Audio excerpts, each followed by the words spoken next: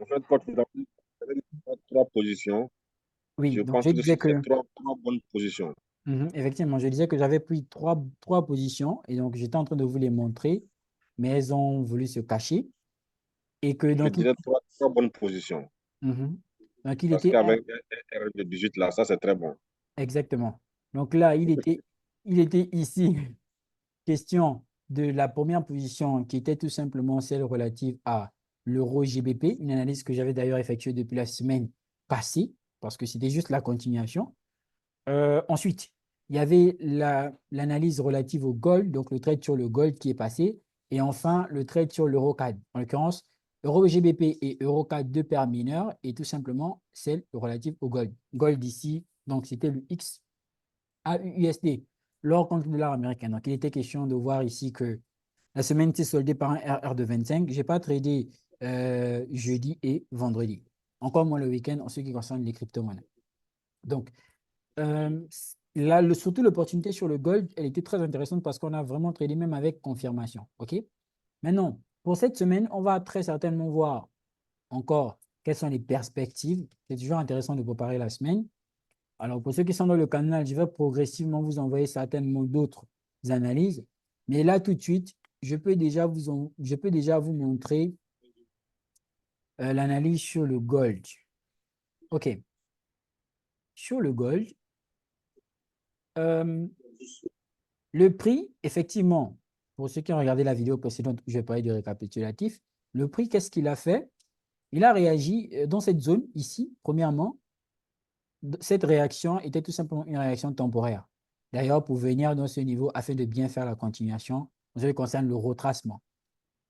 À ce niveau de retracement, lorsque vous allez voir, par exemple, de ce point à ce point qui est en haut ici, lorsque je vais utiliser l'outil boîte à gants, voilà.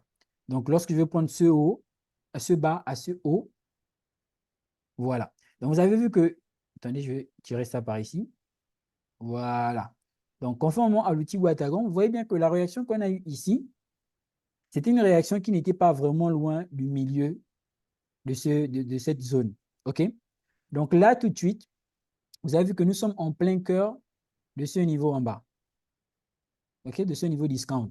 Nous sommes en plein cœur de celui-ci. Et que techniquement, on devrait, dans cette zone-là, avoir des mouvements acheteurs. Alors là, on a une réaction de prix qui, à mon humble avis, aussi est une réaction temporaire. Parce qu'en en fait, en réalité, on doit réagir dans ce niveau-là. Et vous allez voir, ce niveau, il est exploitable à plusieurs niveaux.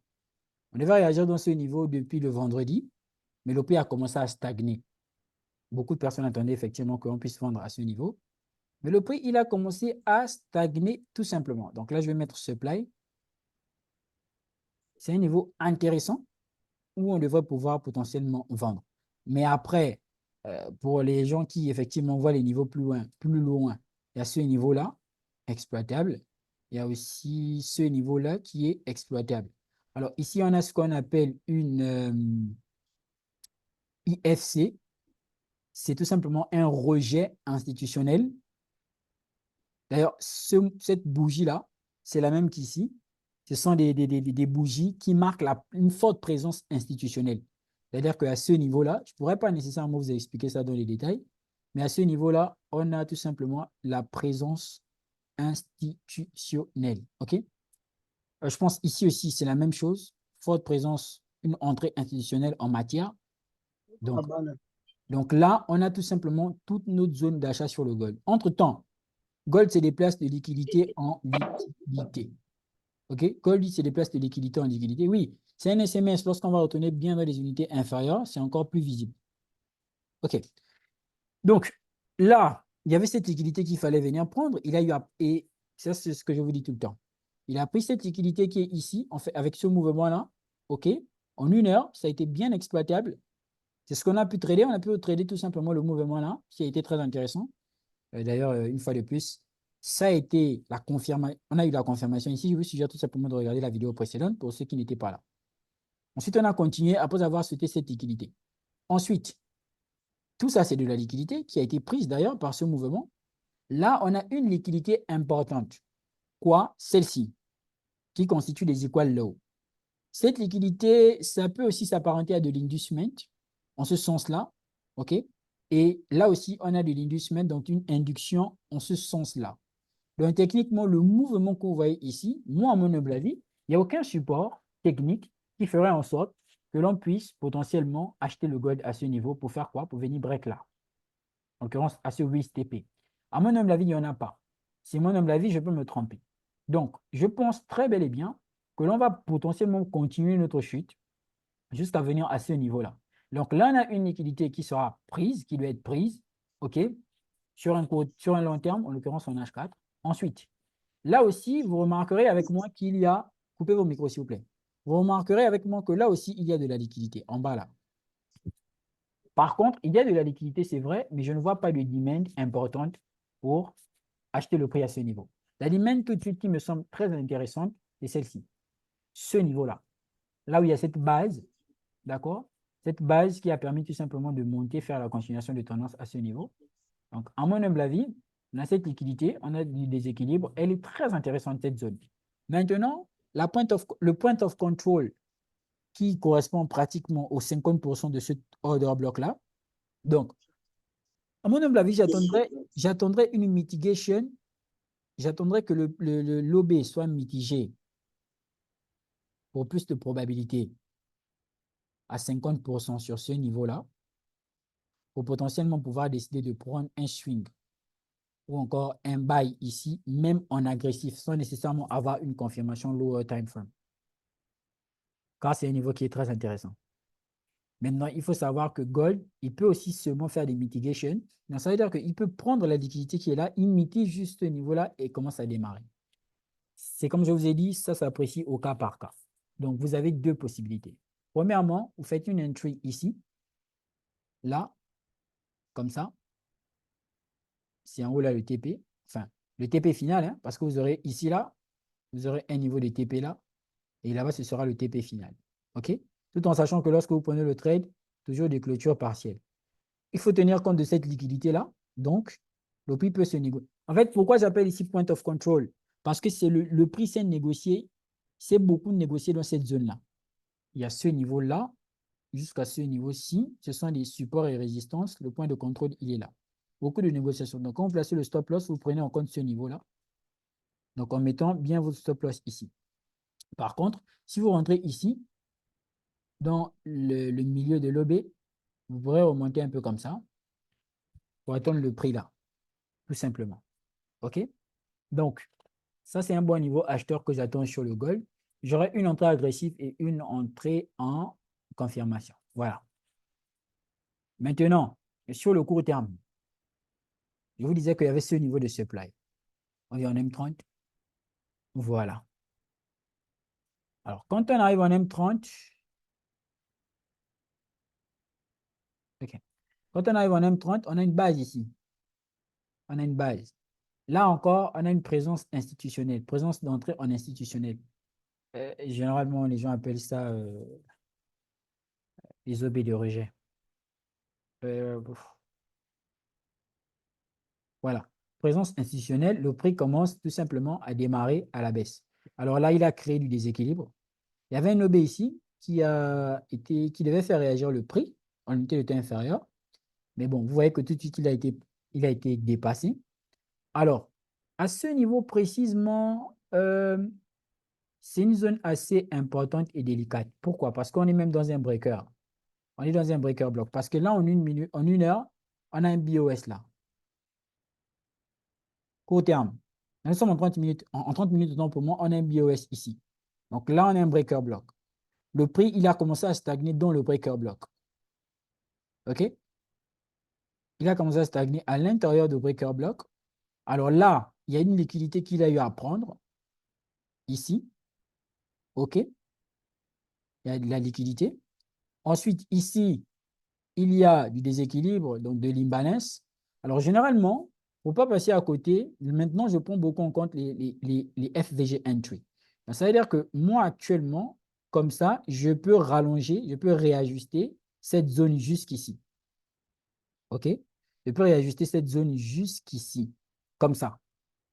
Au moins, je suis sûr que dans cette zone, c'est à l'intérieur que je vais chercher mes confirmations. Donc, ça veut dire que même si il décide au final de ne pas venir en haut ici, Parce qu'en haut ici, il faut savoir que quelque part là, on a le point de contrôle encore une fois de plus. Là. Point of control. Ici. On pourrait aussi attendre que le prix soit mitigé à plus de, que l'OB soit mitigé à plus de 50%. Parce que là, on a un point of control. Et même, je dirais, ouais, c'est à près de 75 à 95%.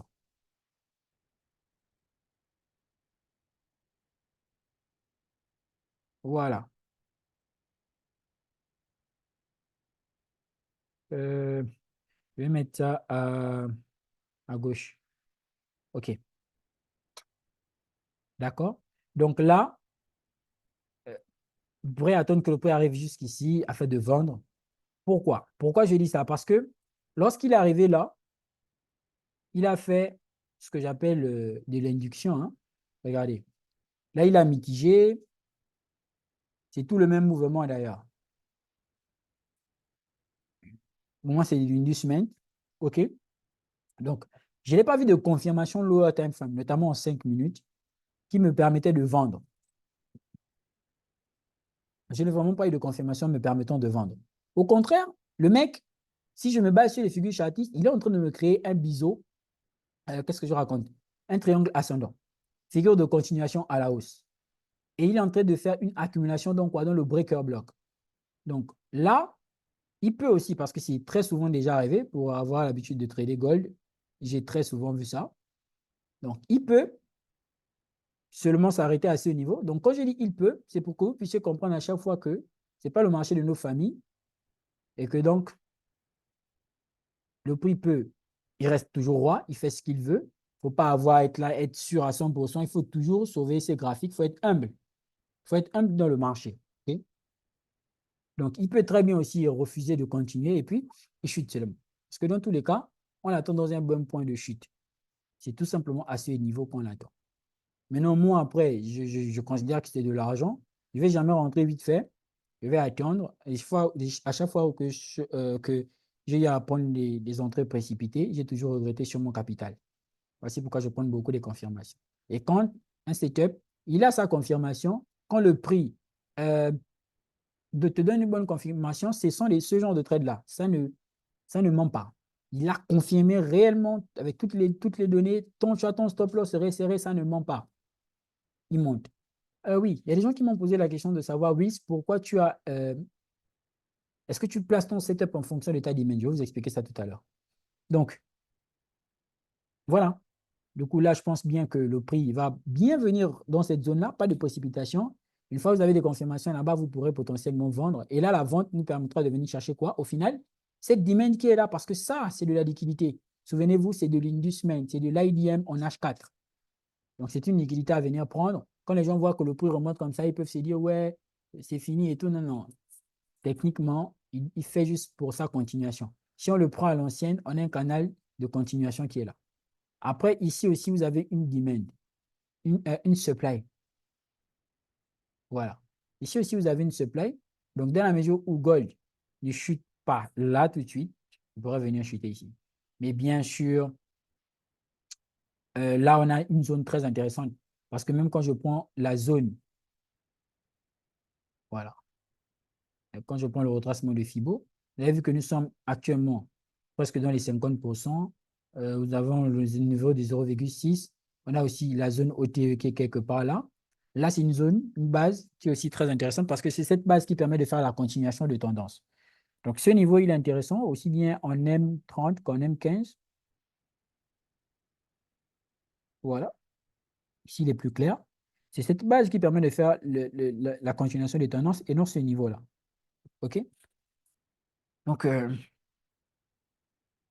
effectivement, ce petit mouvement forme dans les figures chartistes un biseau qui pourra être aussi exploité. Donc, c'est important de faire la confluence hein, en même temps. Voilà. Donc, ça, c'est ma vision sur le gold. Ça, c'est le mouvement court terme. Ça, c'est le mouvement long terme. OK? Maintenant, Euro-USD.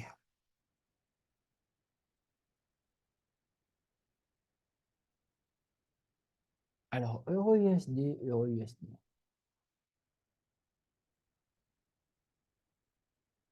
OK,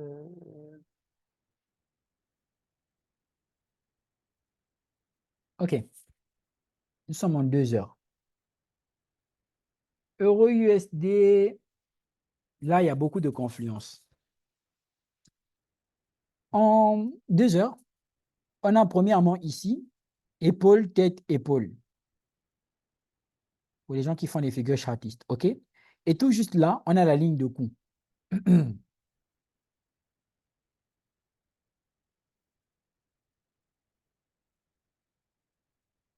Cette ligne de coup, actuellement ici aussi, c'est le breaker. En l'occurrence, c'est un breaker block. Et à l'intérieur, il y a quoi? Il y a tout simplement ce qu'on appelle une hidden base, une base cachée. Si je viens en 1 heure, vous avez vu que là, il y a un OB. Oui, là, il y a un OB là. Ce qui devient automatiquement un inside OB. OK? Mais en 2 heures, c'est une hidden base. Hidden, donc base cachée. OK? Donc, on voit que là, le prix, il est dans ce OB là. Il est dans le breaker block, ce breaker block correspond à la ligne de coup.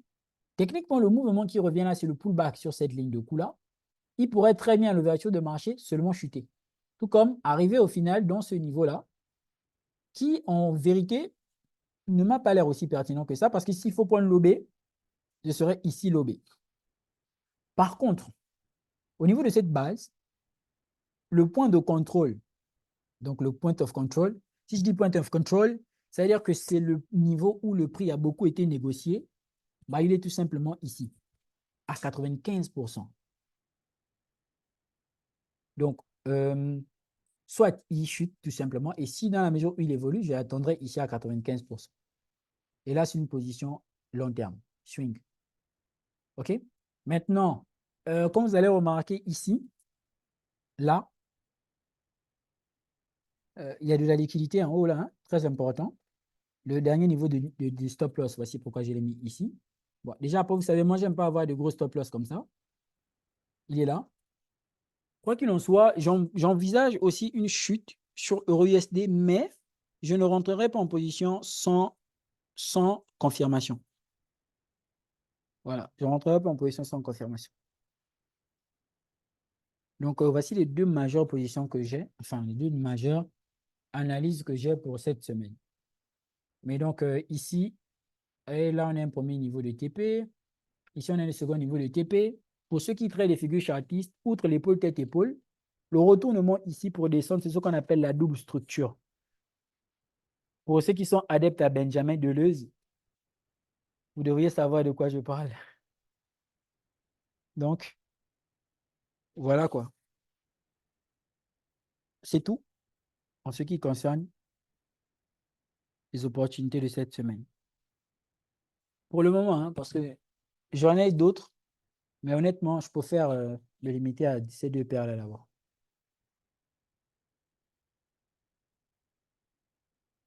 Oui, l'euro GBP, j'y suis. J'ai été déclenché dans une vente. J'ai vu ça dans le commentaire. Oui, si vous vous souvenez bien, je vous disais que j'ai pu le buy.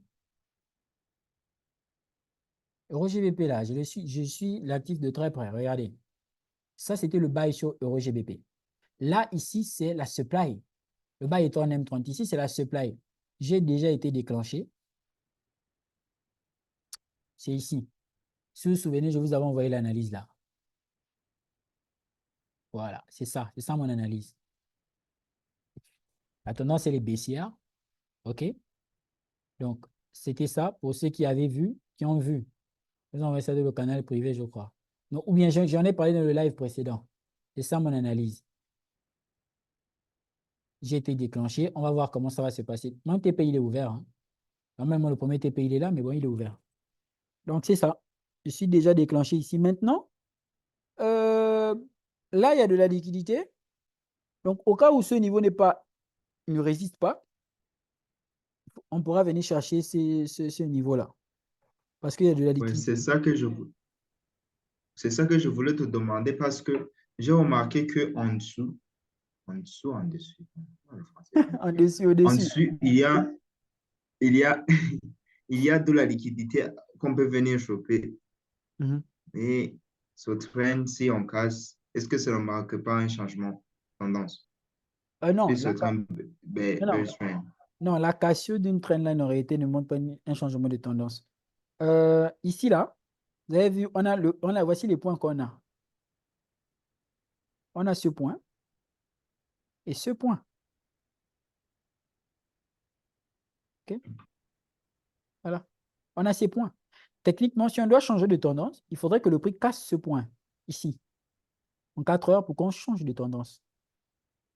Donc, les gens pensent effectivement aussi que le changement d'une tendance, le changement le cassage d'une ligne de tendance, le changement de... Non, non. Alors ici, j'ai maintenu la position dans ce sel-là. J'ai une autre option pour ici, mais je sell premièrement ici parce que c'est un niveau intéressant. Là, on a le point de contrôle, on a le breaker block au final. OK, on a un breaker block, on a une supply, on a de l'imbalance qui a été pris, de la liquidité prise, de l'IDM. Donc, c'est une zone intéressante. On a chopé de la liquidité de Est-ce que là. On a même la sur ce confirmation trade, en tu H1. n'as pas entré sans confirmation Non, sur ce non. trade? Ça a Euh, été agressif. non, non, j'ai une confirmation en H1. Le minor BOS qui est là et le minor Shosh là, c'est en H1. La confirmation de ce H4 en termes de vente, c'est H1. En fait, en H4, on n'a pas ça. En H4, on a le BOS. Mais en H1, on a le BOS, le Shosh. Ici, on a le majeur. Donc ici, on a le mineur BOS. On a le changement de caractère. On a la liquidité qui est interne, qui a été prise. On a la fair value gap. On a le sub-liquidity externe. Donc, on a la confirmation H1 de H4. Mais si vous voulez, vous pouvez maintenant encore attendre une confirmation M15 ou encore M5. Mais je suis fatigué d'attendre. Donc, je suis rentré. Je rentre toujours en confirmation, les gars. Généralement, je suis toujours en confirmation. Ok, merci. Là, je comprends. Désolé, Madame Annie, ça arrive. Ah là là. C'est rien, c'est pas dur. Donc, vous, voilà, vous pensez que les confirmations, c'est seulement M15, M machin là. Si, par exemple, vous analysez en H8, si vous partez prendre votre confirmation en M15, c'est une autre forme de sorcellerie. Au Congo, on dit Kindoki. C'est la sorcellerie. C'est les Pro Max. C'est Pro Max même. Donc, par contre, si vous avez des confirmations, le time frame vraiment, si vous êtes en H4, vous avez une confirmation en M1, dites-vous que vous surfez sur le mouvement de M1 à entre, mais il faut faire très attention. Donc, genre, vous surfez, mais à n'importe quel moment, le prix pourrait se retourner. Ça, c'est mon comportement hein, dans l'ensemble. Scalping, en ce sens-là. Ça donne des gros RR hein, d'ailleurs. Je vous en ai parlé sur YouTube en même temps. Ouais, des RR de 40 comme ça, mais il peut y avoir une mèche qui vient te liquider. Puis tu pars, mais la Hmm. tendance reste le même. C'est ça le problème. Là, il y a les codes de Tarzan. Oh non! Caspa, Caspa m'a fait chier. Ça descend le code, ça se casse. Il y a Caspa. Il y a Caspa. Il y a l'autre crypto-monnaie là qui m'aide. Qui m'aide. Bitcoin Cash aussi fait ça un Dash. peu. Ah, ça, ce sont mes cryptos. Caspa, Dash, Bitcoin Cash, Solana. Très volatile. Dash ne joue pas. Dash, ce n'est pas votre ami. Il n'a que des tiges comme ça là. Là, tu vois ça. Tu vois ça ici, là, genre, c'est pas beaucoup, mais 20 en 15 minutes. Regarde, il n'a que des tiges comme ça. Lui, quand il donne, regarde, c'est le mouvement, c'est ça. Non, la crypto là, c'est trop le gars. Moi, moi, un jour, quand je tradais, je ne savais pas, c'était quelque chose en février. Je détermine une demande que tu vois. Mhm. Ils avaient laissé une grosse imbalance comme ça. Le prix avait parti loin même. Je disais, non, il ne peut pas arriver ici. moins d'1 heure, le Casper a descendu une corde. J'ai dit, Seigneur Jésus, le corde a traversé ma demande. Il est allé en bas, bas, bas, bas, bas, bas. Le mouvement d'une semaine, il a nettoyé ça bien propre. À moins de 30 secondes, il est remonté, revenu en haut. J'ai dit, Vous Seigneur Jésus. vous vous souvenez, Non, vous vous souvenez de l'autre là, de Dash. Dash me faisait ça tous les jours. Tous les jours, Dash me faisait ça. Tous les jours, Dash me faisait ça. mais comment on peut traiter ce genre de trucs qui ont Non, des mèches comme ça? non, il faut arrêter les problèmes, il ne faut pas trader. Ça Parce que sert à moi, rien. le jour qu'on m'a fait ça, non, bon, Casper, j'ai supprimé, hein. Je regarde, Ça sert à ça rien de bouge trader bien. les paires qui sont trop volatiles. Enfin, quand je dis volatile, c'est du genre manipulé. En crypto, il y a des trucs qu'il faut se méfier. Il y a des paires qu'il faut se méfier en crypto. Mais moi, avant, je ne tradais pas Bitcoin. J'avais du mal. J'avais du mal à trader Bitcoin. Vous avez vu sur Bitcoin, regardez, Pause.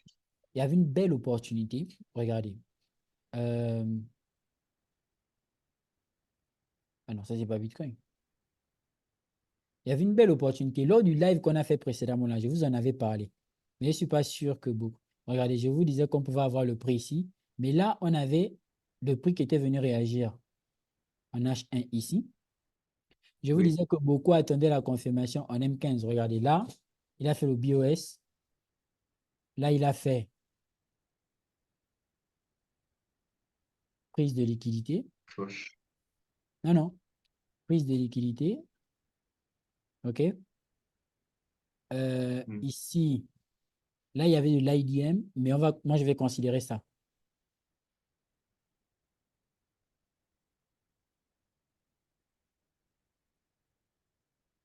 Alors là, on est sur un mouvement haussier. Vous aurez pu rentrer en agressif. C'est un beau RR, OK? Tout comme, quand on arrive en M15, qu'est-ce qu'il avait fait? Qu'est-ce qu'il a fait? Il a fait un sweep liquidity. Il a pris la liquidité du bas, OK? Là, il a fait un short.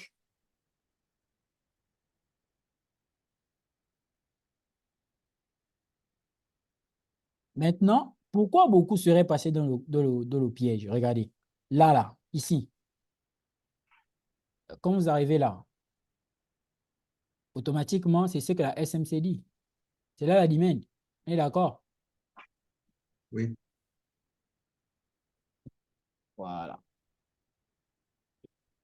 La vie de Johnny, hein. Papapapam, papapam, papapam, papapam, pam, la vie de Johnny, hein. La vie de Johnny. OK. Donc là, vous avez la demande H1. Donc, vous attendiez que le prix revenait ici. Or, là, c'est vrai, il y a un déséquilibre. Même si vous utilisez le retracement. Voilà. oui. Moi, je n'aurais pas attendu que le prix revienne dans cette zone-là. Pourquoi? Parce qu'il a créé une base. Quand il crée cette base, en fait, en réalité, il y a plus de chances qu'il réagisse dans la FVG. Il y a plus de chances qu'il réagisse dans la FVG. Donc là, j'aurais seulement pris mes achats là. Boum, boum. Donc, après, on est bien monté, hein? Pas moins de 18 là. Il y avait le premier TP qui était ici. Premier TP. Voilà. Ensuite, vous avez vu, il a laissé toute la liquidité ici. Il a fait une création de liquidité latérale. Il a laissé une grosse liquidité ici.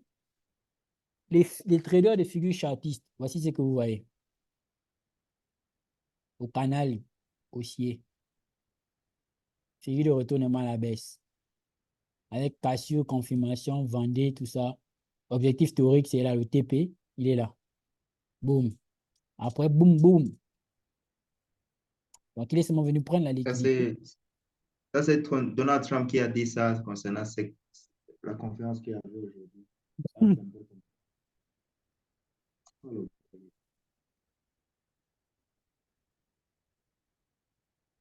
Donc, voilà.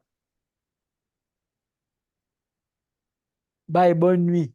En attendant les autres analyses FX. Ah, Madame Audrey, cette femme-là. Ah, ok. Donc, je pense qu'on pourra s'arrêter là. Donc là, on a préparé notre semaine en trading. Les vidéos seront republiées sur mes différentes pages officielles. Laissez-moi me reposer dimanche. Ne m'écrivez pas, s'il vous plaît, merci.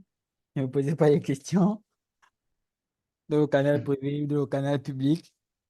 On se retrouve lundi, Inch'Allah. C'est bon? Oui, merci. Allez, merci. Bonne nuit à vous. Bonne nuit, coach. Ok.